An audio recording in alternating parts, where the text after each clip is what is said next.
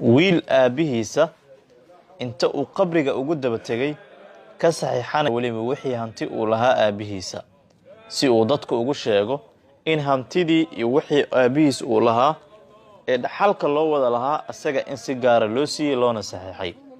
laakiin maxaa ku dhici doona arrintani marka uu samaynayo? bal ila daabo. waxaan kaa codsanayaa haddii muuqaalkani uu ku soo gaaro inaad like garayso siina share garayso muuqaalkani si uu u gaaro saaxiibo badan oo sida oo kale wanaagsan. haddii muuqaalkani uu ku soo gaaro xilli salaada ama salaad la joogo, waxaan kaa codsanayaa inaad joojiso salaada aad soo dukato una soo noqoto muuqaalka daawashadiisa. goobtani waa goob lagu aasayo nin odaya oo geeriyooday.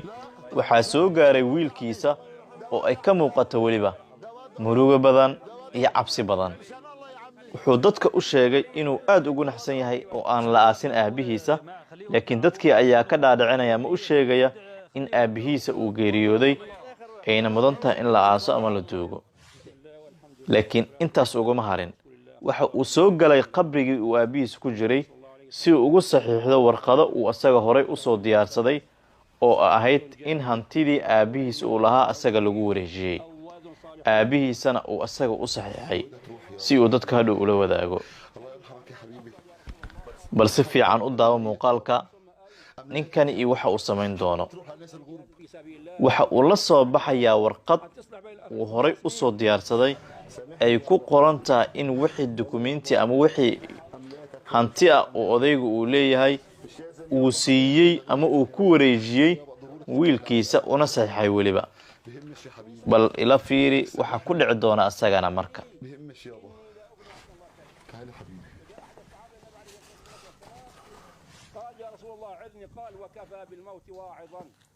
waxaa bannaanka ka socota ducada loo duceynayo aabihiisa.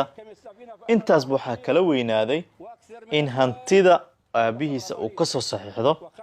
qofka hadduu iimaanka ka tago ama iimaankiisa daciif waa bis, rajo damba ma lahan.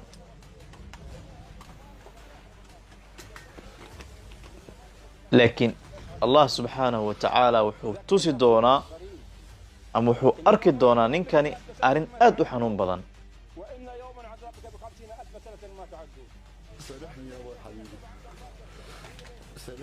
inta uusan warqadda ka saxiixan, aabihii wuxuu ka saaray suulka ayuu saaray qaddii loogu talagalay saxiixa ee la saari lahaa warqadda.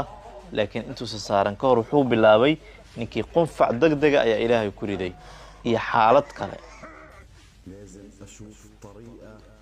markani waa mar inta uusan aabihiisa geeriyoonin ka hor uu go'aan ku gaarayay in wixii hanti aabihiisa uu lahaa uu isaga sidaas farsamaysan uu ku wareegsado.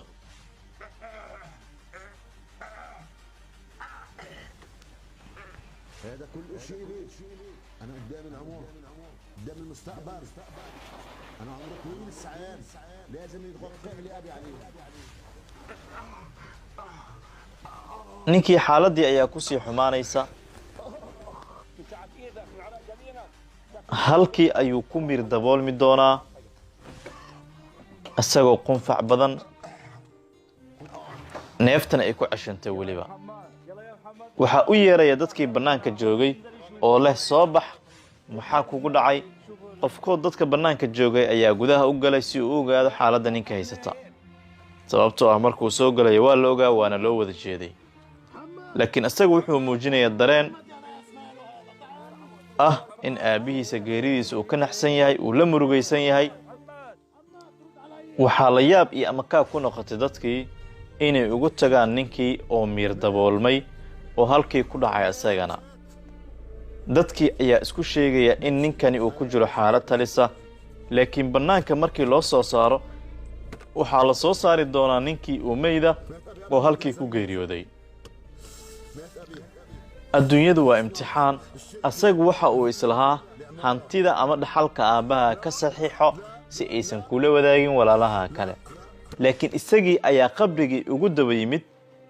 malagii halkii ayuuna ku nafwaayay ama ku dhintay. subxaan allah. wax badso wax beel ayay leedahay ayay Soomaalidu tiraahdaa. Inna lillahi wa inna ilayhi raaji'uun. muuqaalkani si ay dad badan uga cibro qaataan sii sheer garay walaal oo gaarsii dadka kale. فيه الأبصار مهطعين مقنعي رؤوسهم لا يرتد إليهم طرفهم وأفئدتهم هواء وأنذر الناس يوم يأتيهم العذاب فيقول الذين ظلموا ربنا أخرنا إلى أجل قريب نجب دعوتك ونتبع الرسل أولم تكونوا أقسمتم